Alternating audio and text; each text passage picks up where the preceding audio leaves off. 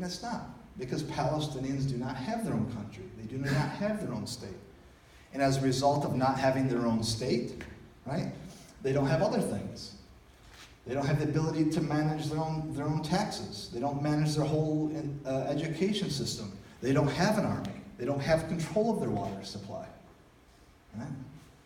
Palestinians have this small little nominal administrative zone in which they can manage small chunks of the territory and population. Okay? But this map doesn't show you that. This map suggests to you that Israel's control stops where the white parts of the map are. You know, Israel has full control over the Gaza Strip and the West Bank. Palestinians don't control any part of their border. Okay? If you as a U.S. citizen want to visit the West Bank, okay, say you don't even want to go inside of into this white area, and you want to go through Jordan into the West Bank. You have an Israeli soldier, okay, that determines whether or not you can go into that area or not. So Palestinians don't even get to make that decision.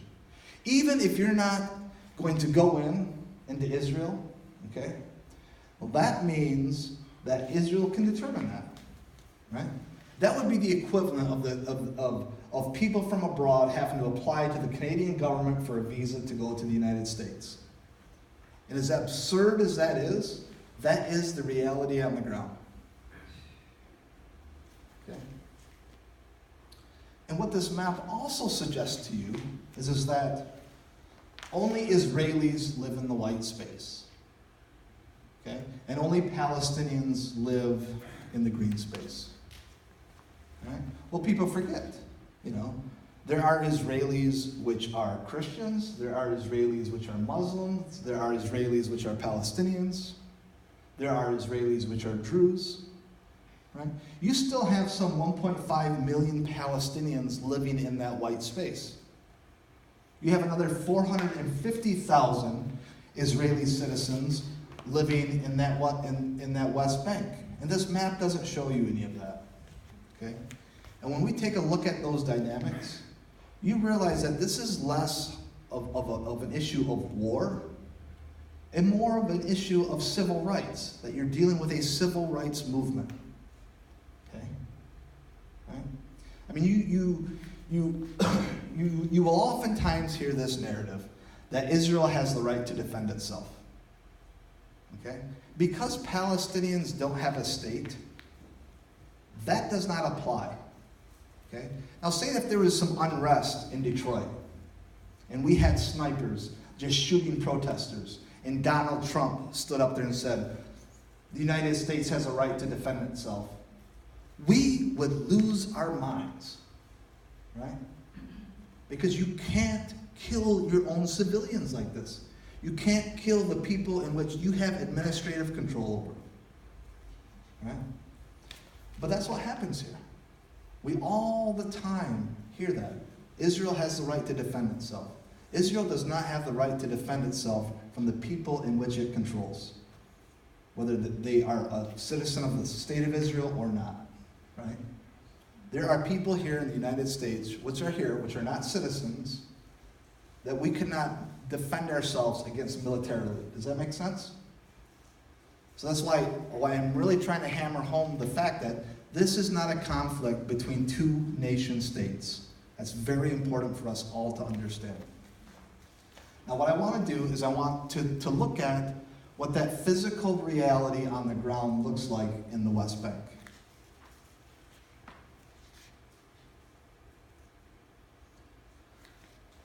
So when we look at the West Bank, okay, and we're talking some 250 settlements, some 450,000 Israelis living in there, you can see, how can a Palestinian state emerge from this? Where's the blue? The blue dots are where all the Israeli settlements are.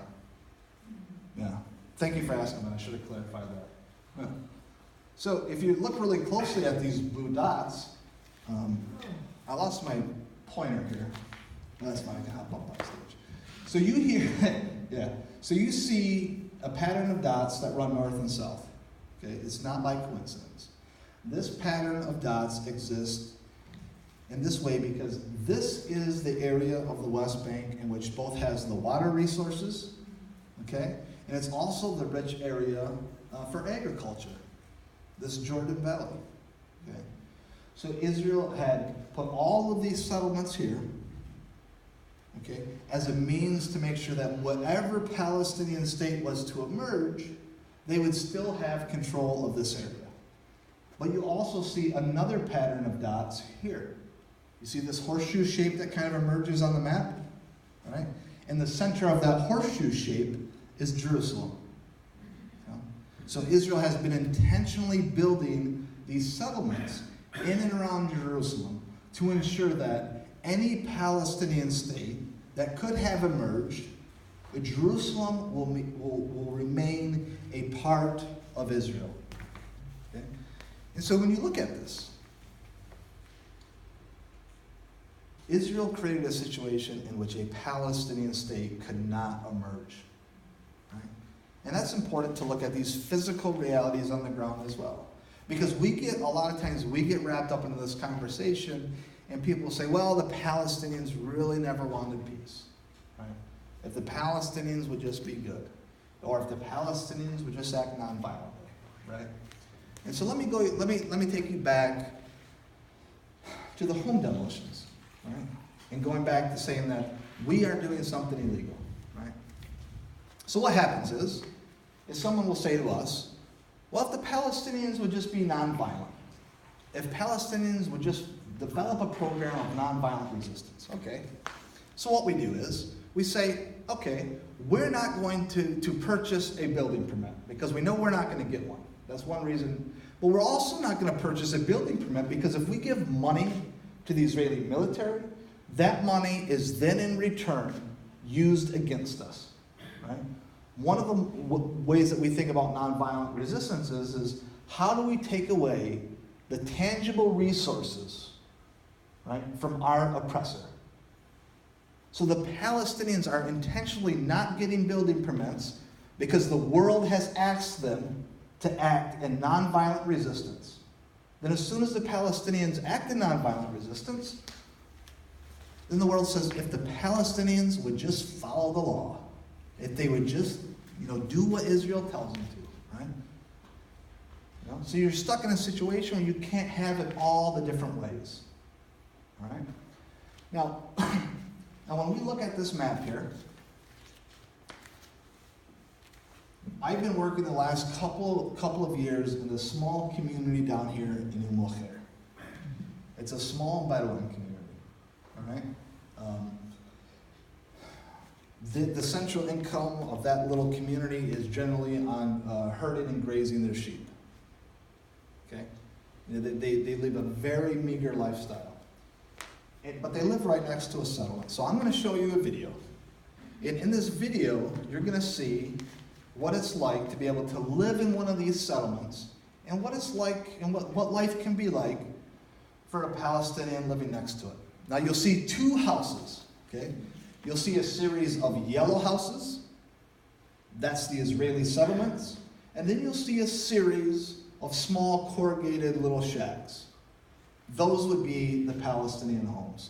So pay attention to those, to the landscape there, and you can see the disparity.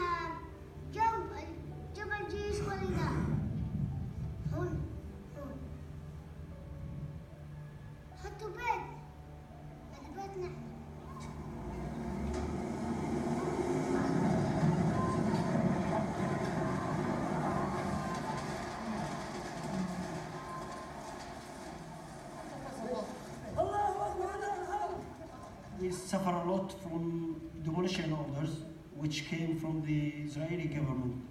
It's expected every day that they will demolish and you will lose your home, you will be homeless.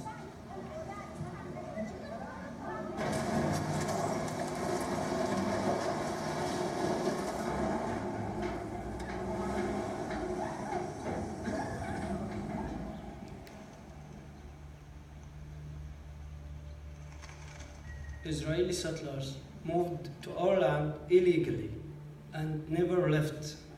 Now we live meters apart. They are our neighbors, but they didn't allow us to live with them so that later we can make some relations. It's not their land, it's controlled by force.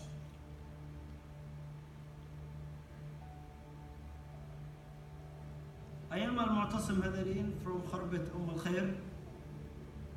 We have lived and grazed our animals and sheep in our land, which my grandfather bought it In beginning of 60s, so that we stay here and we live here from that time till today. We are here suffering from this occupation. We live here.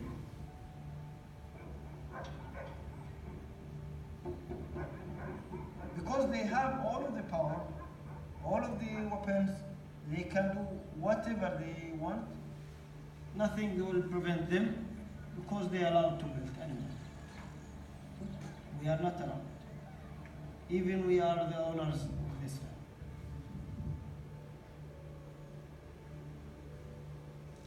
There is one law for them, another law for us.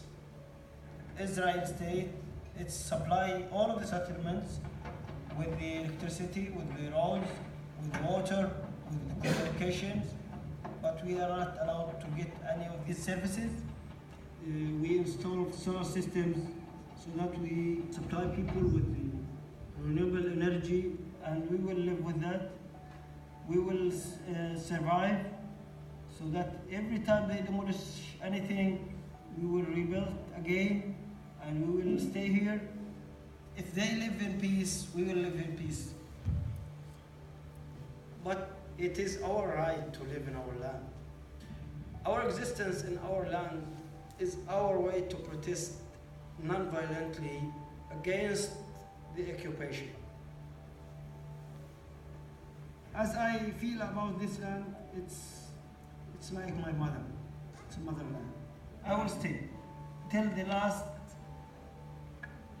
moment of my life. We will stay. Even we are homeless. Even we will stay on the land and we cover with the sky, we will stay here.